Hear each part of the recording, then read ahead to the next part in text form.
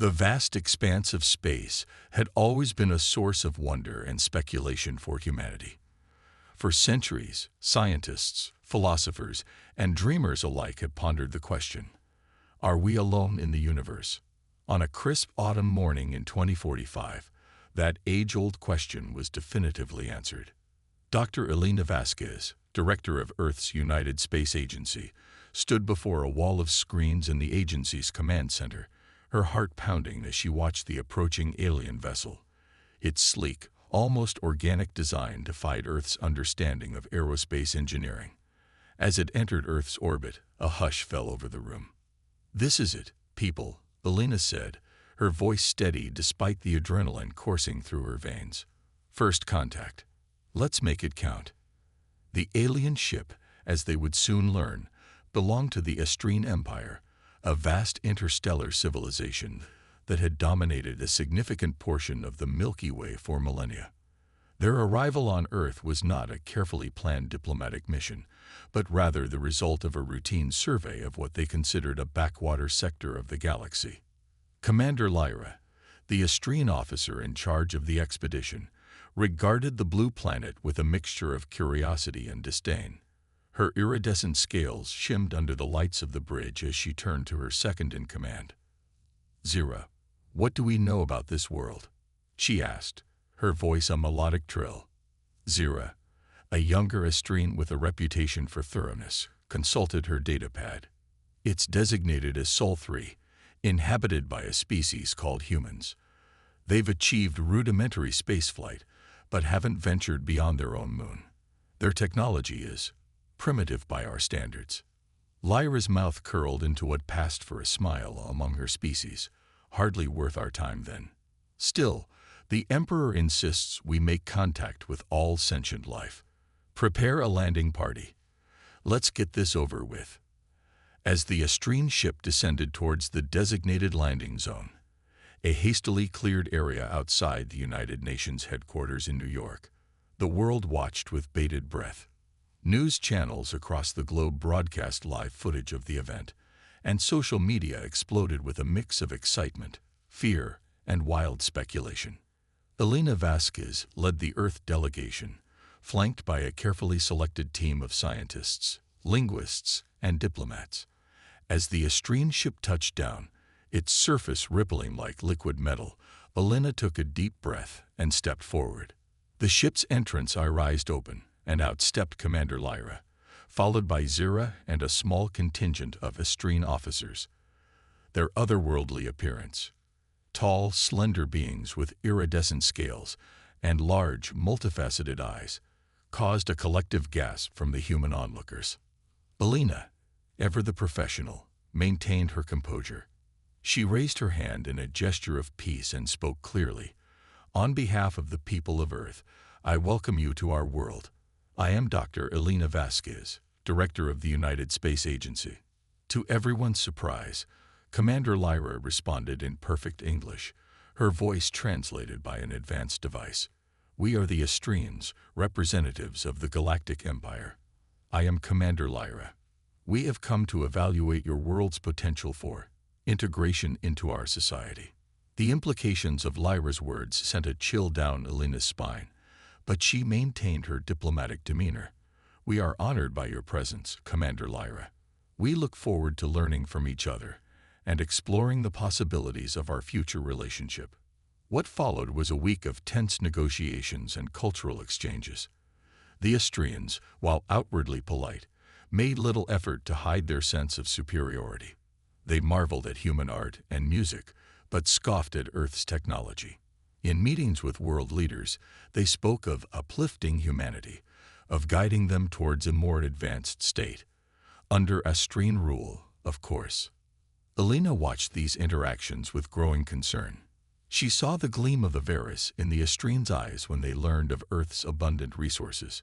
She noticed how they dismissed human achievements, how they spoke of Earth's nations as if they were squabbling children in need of a firm hand. On the final day of the Estrenes' initial visit, Elena found herself in a private meeting with Commander Lyra and Zira. The Estrene leader's tone was condescending as she outlined their plans for Earth. "You must understand, Dr. Vasquez, Lyra said, her multifaceted eyes glinting, that this is for your own good. Under Estrine guidance, your people will advance more in a century than they would in a millennium on their own. Of course, there will be some adjustments to your societal structure, but I assure you, it's for the best. Elena felt a surge of anger, but kept her voice level. With all due respect, Commander, humanity has faced countless challenges throughout our history and overcome them through our own ingenuity and determination. We value our independence and our right to self-determination. Lyra made a sound that might have been a laugh. Admirable sentiments, Doctor, but ultimately misguided. You simply don't understand the complexities of galactic politics. Your world, isolated and technologically stunted, would be easy prey for less benevolent species than ours. We offer protection, guidance, and eventual membership in the greatest civilization the galaxy has ever known. Surely you see the wisdom in accepting our offer. As Elena opened her mouth to respond, she caught sight of Zira. The younger Estrine's expression was difficult to read, but Elena thought she detected a flicker of, was it doubt? Sympathy?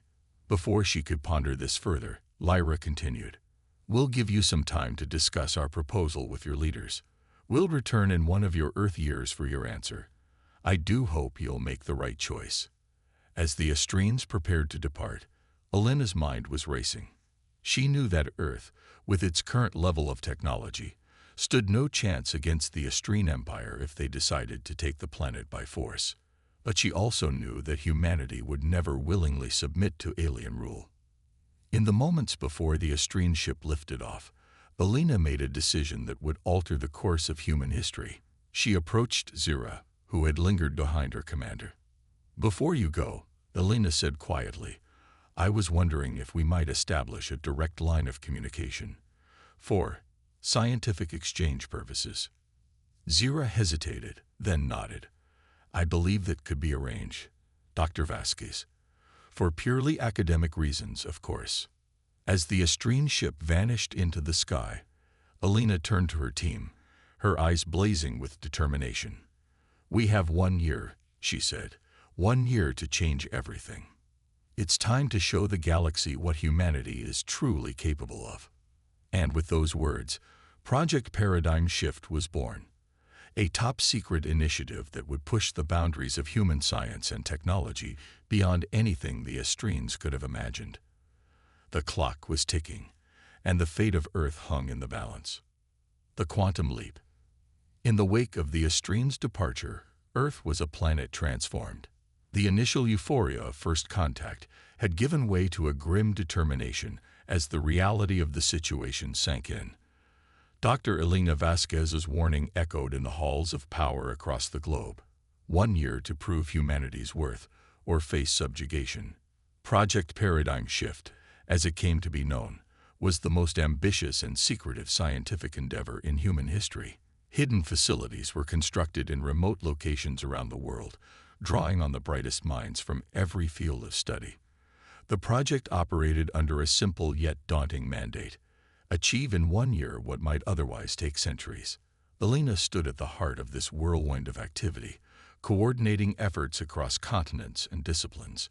She had assembled a core team of brilliant but unconventional thinkers, scientists who had been pushing the boundaries of their fields long before the Estrines arrived.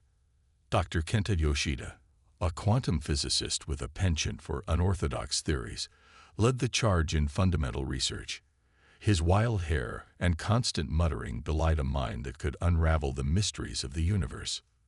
"The key," Kenta explained during one late-night brainstorming session, his eyes gleaming with excitement, "is to stop thinking of quantum effects as something that only happens at the subatomic level.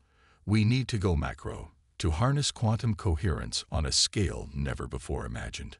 Alongside him worked Dr. Aisha Patel, a prodigy in the field of advanced materials. Her lab was a wonderland of exotic substances, each with properties that defied conventional physics.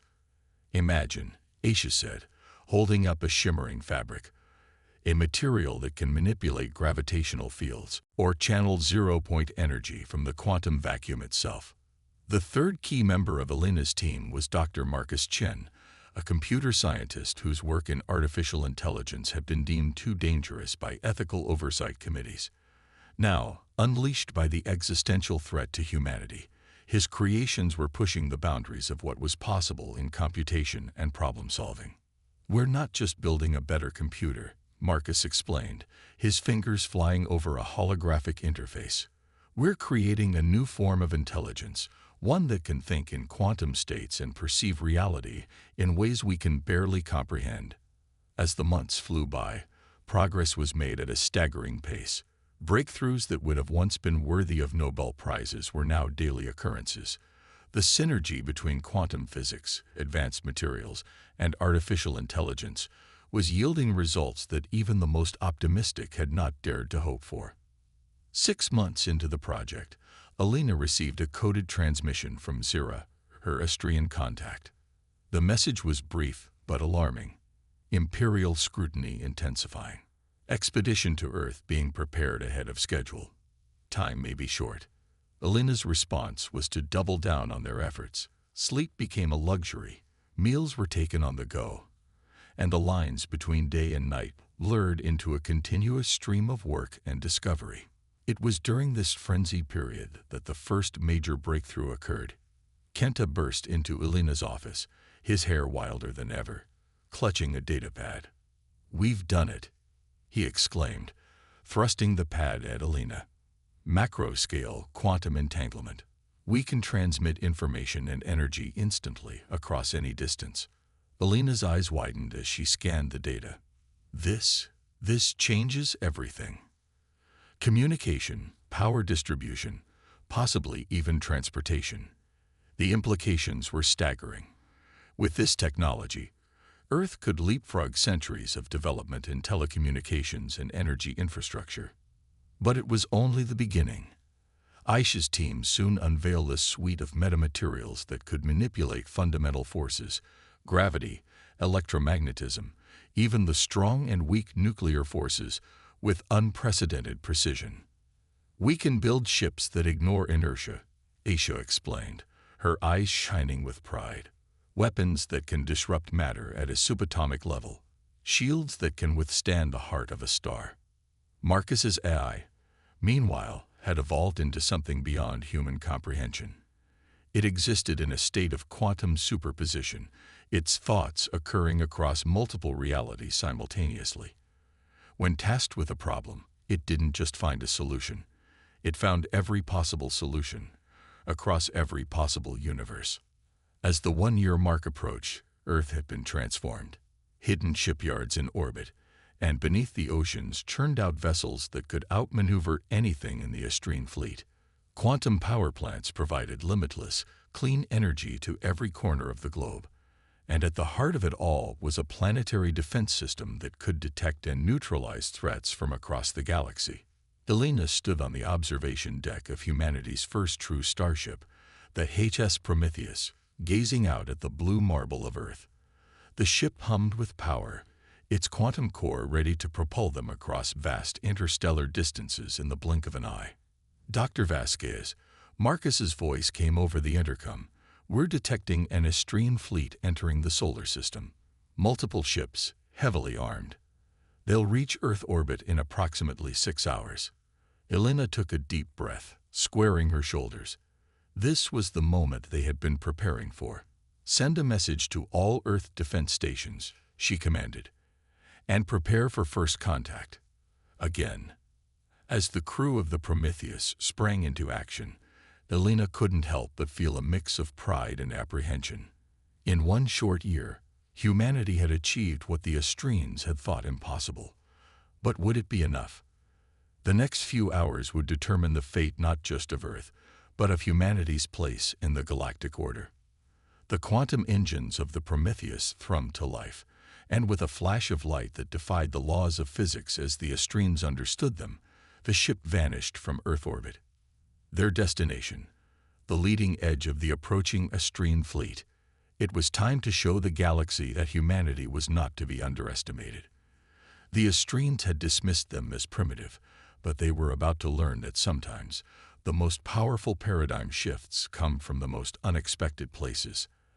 As the Prometheus reappeared in a burst of quantum energy before the stunned Astrine fleet, Alina allowed herself a small smile. The game was about to change, and humanity was holding all the cards.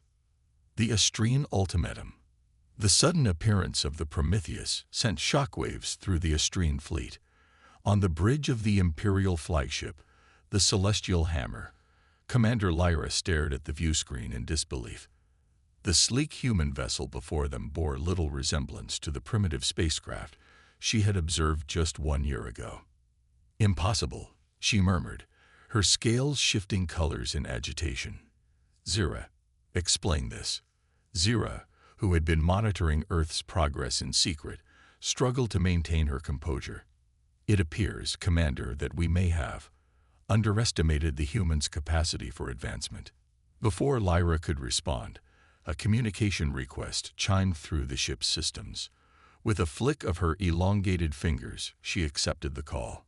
Dr. Elena Vasquez's face appeared on the screen, her expression a mixture of determination and barely concealed triumph. "Commander Lyra," Elena began, her voice steady and confident. "On behalf of Earth, I welcome you back to our solar system. I trust you find us somewhat changed since your last visit." Lyra's multifaceted eyes narrowed. "Dr. Vasquez, I see you've been busy, but surely you don't think a single ship, however advanced, can stand against the might of the Astrine Empire?"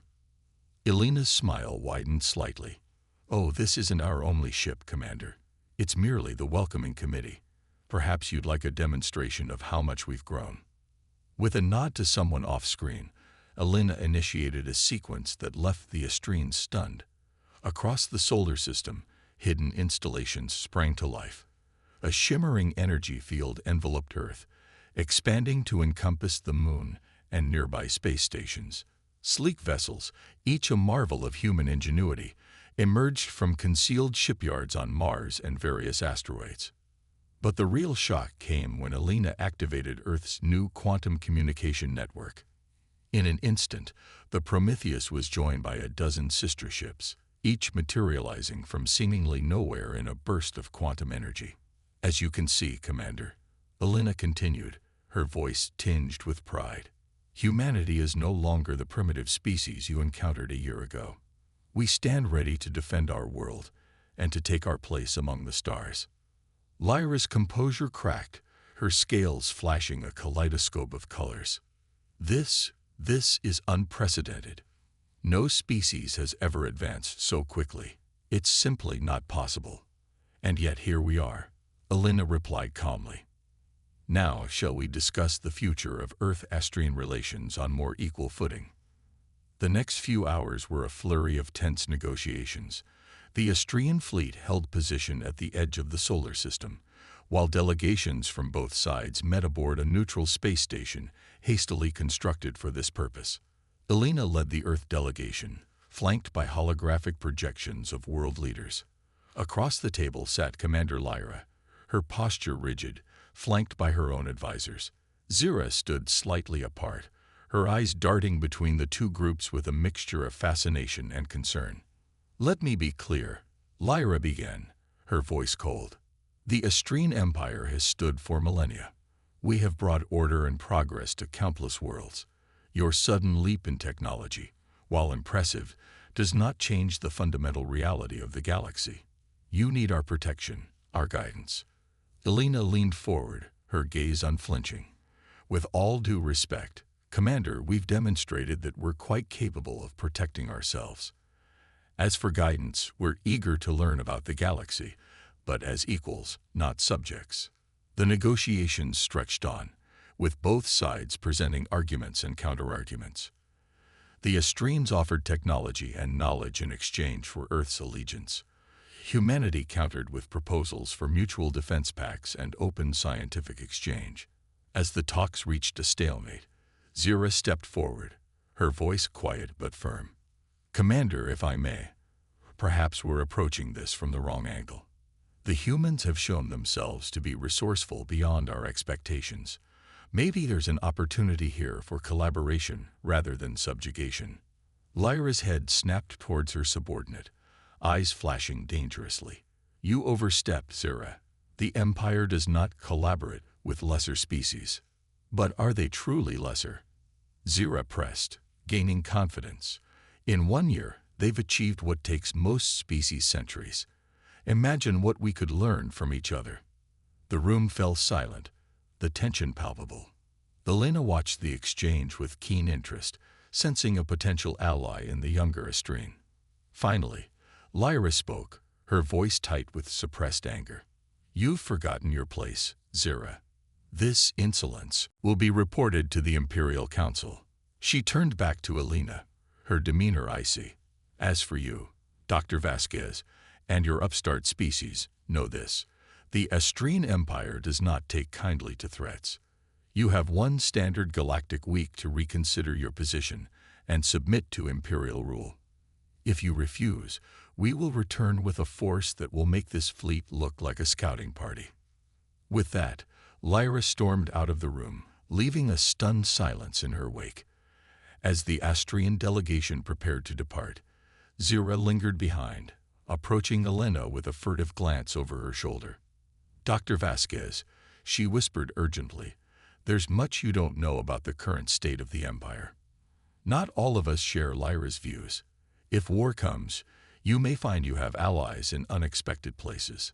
Before Elena could respond, Zira hurried after her commander, leaving the human delegation to ponder this new development. Back on Earth, emergency sessions of the United Nations and various world governments were called. The Astrian ultimatum loomed over them, a countdown to potential interstellar war. Elena found herself at the center of a whirlwind of strategy meetings and public addresses. The world looked to her not just as a scientist, but as the de facto leader of Earth's new space force. We have 1 week, she told a gathering of military leaders and scientists. 1 week to prepare for a conflict that could determine the fate of our species. But remember, we've already achieved the impossible once. Now we must do it again. As the Earth mobilized for war, converting its newfound technological prowess into defensive and offensive capabilities, Elena couldn't shake the memory of Zira's words. Allies in unexpected places, she had said. But could they risk the fate of humanity on the possibility of internal Astrine discord? The Prometheus and its sister ships began patrol patterns throughout the solar system, their crews training relentlessly for the coming conflict. On Earth, quantum shields were reinforced, and hidden weapon platforms were brought online. Yet even as they prepared for war, Elena held on to hope for a peaceful resolution. She knew that the next week would determine not just the fate of Earth, but potentially the balance of power in the entire galaxy. As the deadline approached, humanity stood united as never before, ready to face whatever the stars might throw at them. The Astrines had sought to subjugate them, but in doing so, they had awakened a sleeping giant. Now, the galaxy would learn that humanity was a force to be reckoned with. The celestial paradigm was shifting, and Earth was at the heart of the change. Whatever came next, there was no going back. The age of human isolation was over. For better or worse, they were now players on the galactic stage. The Battle of Titan. The week of preparation passed in a blur of frenetic activity. Earth's defenses were bolstered. Its newly minted fleet of quantum ships ran endless drills, and the planet's best minds worked around the clock to squeeze every possible advantage out of their revolutionary technologies. As the deadline approached, Dr. Elena Vasquez found herself aboard the Prometheus, which had taken up a defensive position near Saturn. The ringed gas giant and its moons would serve as the first line of defense should the Astrines make good on their threats. Status report, Elena called out, her voice steadied despite the tension that hung heavy in the air. Marcus Chen, now serving as the ship's eye specialist, responded promptly. The quantum sensor net is fully operational, Dr. Vasquez. We'll detect any Astrine incursion the moment they enter the solar system. Aisha Patel, monitoring the ship's advanced materials and shielding, added, all systems are nominal. The metamaterial hull is responding perfectly to simulated attacks. Elena nodded, a grim smile on her face. They were as ready as they could be. Now they waited. The waiting game ended abruptly as alarms blared across the ship. Multiple quantum distortions detected. Marcus called out, his fingers flying over holographic displays. It's them. And, by the stars, there are hundreds of ships. The main view screen lit up, showing a vast armada of Estrine vessels pouring into the solar system. At their head was a behemoth of a ship, easily dwarfing the celestial hammer. Its hull gleamed with an otherworldly energy, radiating power and menace. That must be their flagship, Elena murmured, probably carrying members of the Imperial Council itself. Before she could issue orders, a communication request came through. Elena steeled herself and accepted the call. The face that appeared on the screen was not Commander Lyra's, but an older Estrine, his scales a deep regal purple. I am High Counselor Zenth of the Estrine Empire. The figure intoned, his voice carrying the weight of millennia of authority. Your time has expired, humans. Submit now or face annihilation. Elena met his gaze unflinchingly. High Counselor, I am Dr. Elena Vasquez of Earth. We've made our position clear. We will not submit to imperial rule. We are prepared to defend ourselves, but we're also open to peaceful negotiation as equals. Zenth's multifaceted eyes narrowed. Equality? With a species that was wallowing in primitive technology mere moments ago. Your arrogance knows no bounds. Very well. You've made your choice. The transmission cut off abruptly. Moments later, the Estrine fleet began to move, spreading out in attack formation. All ships, battle stations. Elena commanded, her voice carrying across the quantum comm network to every human vessel in the system. Remember your training. We have the home field advantage. Use it. The battle erupted with a fury that turned the space around Saturn into a maelstrom of energy weapons and quantum distortions. The human fleet, though outnumbered, proved surprisingly resilient. Their quantum drives allowed them to flicker in and out of normal space, appearing and disappearing faster than the Estrine targeting systems could track. Near Titan, Saturn's largest moon, a squad of human ships led by the Prometheus engaged a wing of Estrine cruisers. Elena watched in grim satisfaction as Aisha's metamaterial hull absorbed and redirected enemy fire, while their own quantum weaponry sliced through Estrine shields with unnerving precision. But the Estrines were not easily defeated. Their numbers and centuries of battle experience began to tell. Human ships, despite their advanced technology, started to fall under the relentless assault. As the battle raged, Elena received an unexpected transmission. Zira's face appeared on a secure channel, her expression a mix of fear and determination. Dr. Vasquez, she said hurriedly, I don't have much time. There's a growing faction within the Empire that opposes this war. We believe this conflict could tear the Empire apart. If you can hold out long enough, we might be able to force a ceasefire. Elena's mind raced with the implications. How long, Zira? We're taking heavy losses. Keep their flagship occupied, Zira replied. If you can prevent them from coordinating the fleet effectively, it might give us the time we need. The transmission cut off as abruptly as it had begun. Elena turned to her crew, a new fire in her eyes. Change of plans. All ships, focus fire on the Estrine flagship. We need to keep them busy. The human fleet pivoted, bringing their full arsenal to bear on the massive Imperial vessel. The space around the flagship erupted in a dazzling display of quantum weaponry, straining its formidable defenses. On board the Imperial flagship, High Counselor Zenth watched in growing frustration as the human ships danced around his vessel, their attacks coming from impossible angles and phasing through shields that had withstood the tests of time. Impossible, he muttered. How can they be so advanced? This defies all logic. As if in answer to his bewilderment, alarms began to blare throughout the Estrine fleet. Ship after ship reported critical systems failures, their advanced technology suddenly turning against them. On the Prometheus, Marcus let out a whoop of triumph. It's working. The quantum virus we uploaded during the negotiations, it's rewriting their systems from the inside out. Elena allowed herself a moment of hope. This was the ace up their sleeve, a digital weapon that turned the Astrians' own technological arrogance against them. But she knew it wouldn't last forever. Press the advantage, she commanded. All ships, converge on the flagship. Let's end this. The battle reached its crescendo around Titan, the moon's methane atmosphere igniting in brilliant flares as stray energy beams pierced its thick clouds. The human fleet, battered but unbroken, poured everything they had into one final assault on the Astrian flagship.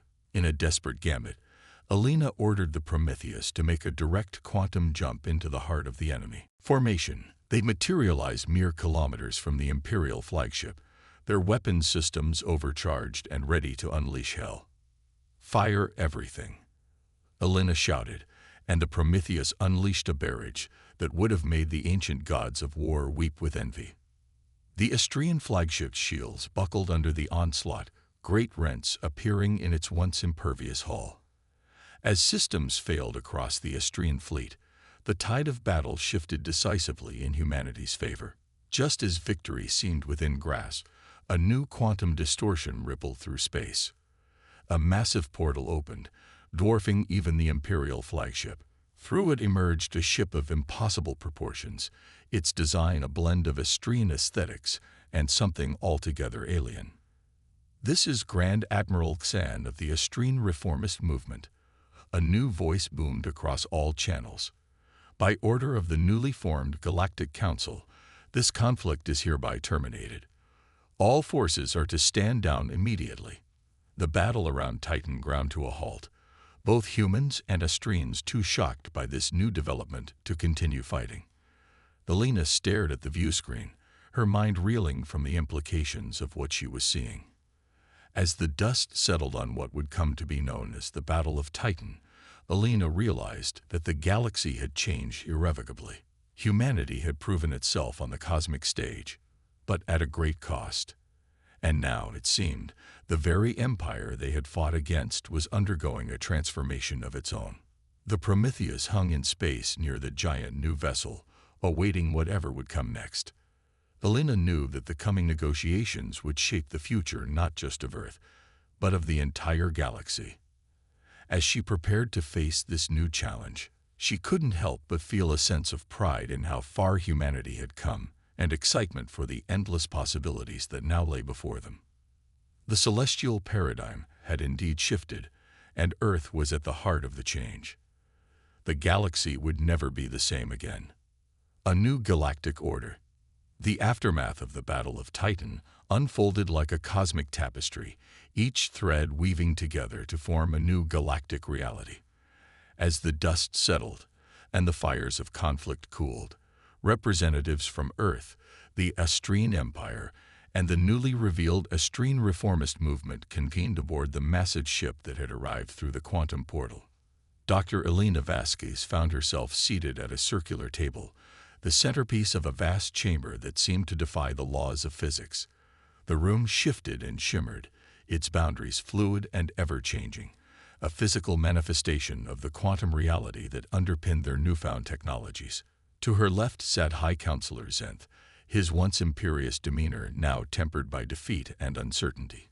To her right was Grand Admiral Xan, the leader of the reformist movement, whose arrival had so dramatically altered the course of the battle. And directly across from her, completing their circle, was Zira, whose covert assistance had played a crucial role in humanity's survival. Grand Admiral Xan, a towering Astrian with scales that shimmered with an iridescence Elena had never seen before, began the proceedings. "We stand at a crossroads." His voice resonated through the chamber. "The old order of the galaxy has been irrevocably shattered.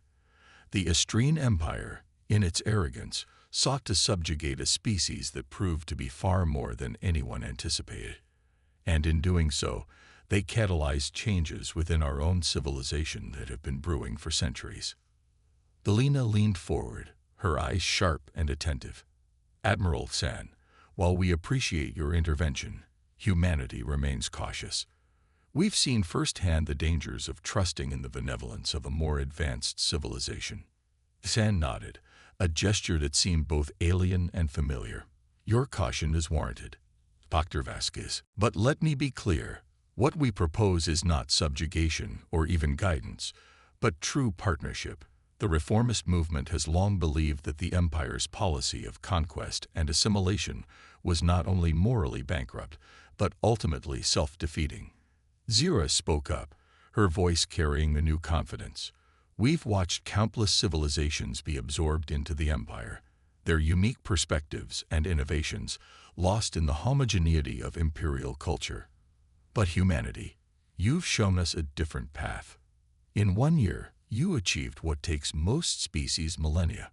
You've proven that diversity, creativity, and the freedom to chart one's own course are not weaknesses, but profound strengths. High Counselor Zenth, who had remained silent until now, stirred. And what of order? Of stability? The Empire has stood for eons, bringing peace and progress to countless worlds. At what cost? Elena countered, her voice firm but not unkind. Peace through subjugation is no peace at all. Progress that stifles innovation and crushes the spirit of exploration is not true advancement. The debate raged on for hours, then days. The fate of not just Earth or the Estrene Empire, but of countless civilizations across the galaxy hung in the balance. Slowly, painfully, a new vision began to emerge. The Galactic Cooperative Alliance, as it came to be known, would be founded on principles of mutual respect, shared knowledge, and collaborative progress. The advanced technology of the Estrenes would be shared, not as a means of control, but as a foundation upon which each member civilization could build and innovate. Earth, with its quantum leap in technology and its proven resilience, would play a central role in this new alliance. Humanity's unique ability to adapt, to think outside established paradigms, was recognized as a valuable asset in facing the unknown challenges of the cosmos.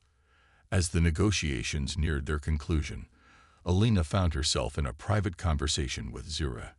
The young Estrene scientist's eyes shimmered with excitement. Do you realize what this means, Elena? We're about to embark on an era of exploration and discovery unlike anything our civilizations have ever known. The combined knowledge of the Alliance, coupled with humanity's innovative spirit, the possibilities are endless. Elena smiled, feeling a weight lift from her shoulders. It's not going to be easy, Zira. There's bound to be friction, misunderstandings. We're dealing with fundamentally different cultures, different ways of perceiving reality itself. True, Zira agreed, but that's exactly what makes this so exciting. Every challenge will be an opportunity to learn, to grow. We'll be stronger together than we ever were apart. As the final accords were signed, ratified by quantum entanglement across vast interstellar distances, a new age dawned for the galaxy. The Estrene Empire, once a monolithic force of conquest, began a process of reformation and decentralization.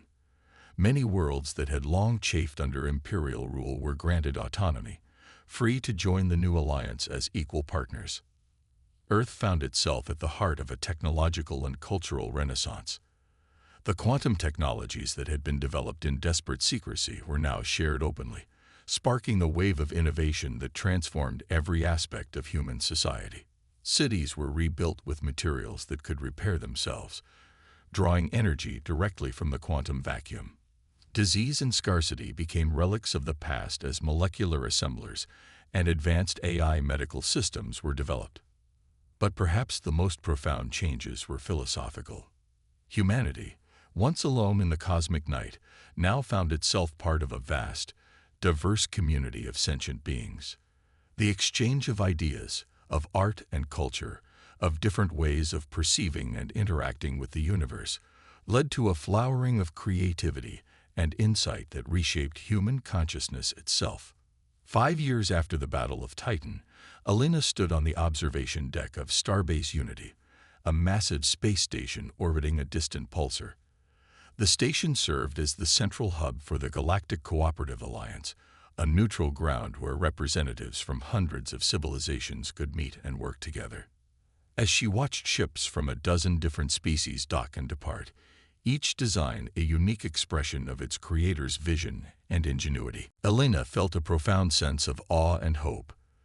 The threats they faced were still immense, ancient cosmic horrors lurking in the dark between galaxies, the fundamental entropy of the universe itself, but they would face them together, pooling the collective wisdom and determination of countless sentient beings. A soft chime indicated an incoming communication. Elena accepted the call, and a holographic display sprang to life before her. It showed a team of human and Astrian scientists, led by Kenta and Zira, working on a massive project near the galactic core. Elena. Zira's voice was filled with barely contained excitement.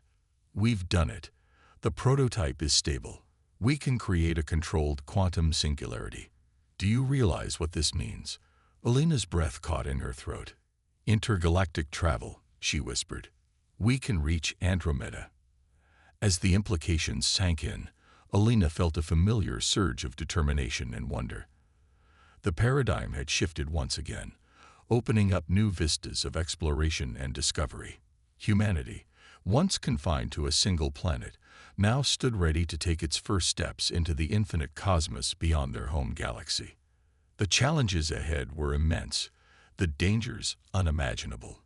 But as Elena looked out at the bustling starbase, at the myriad forms of life and consciousness working together in harmony, she knew that they were ready. Whatever the universe might throw at them, they would face it united, their combined strength and wisdom more than a match for any obstacle. The celestial paradigm had indeed shifted, and the age of isolation was over. Humanity, the Astrians, and countless other civilizations now moved forward together, bound by shared purpose and mutual respect. The stars, once distant and unreachable, now beckoned with the promise of endless adventure and discovery. As Elena turned away from the viewport, ready to dive into the next great challenge, she smiled. The future, vast and unknowable, stretched out before them, and together they would shape it, one quantum leap at a time.